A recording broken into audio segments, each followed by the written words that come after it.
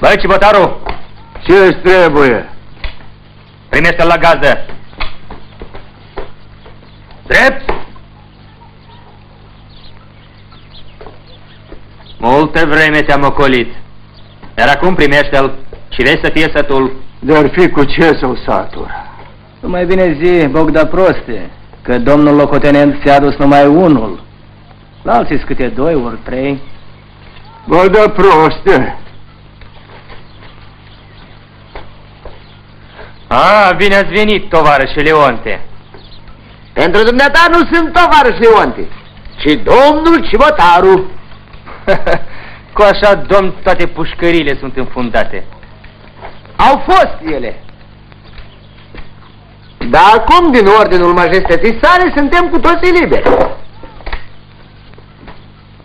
Poate nu ești de acord cu ordinul regelui?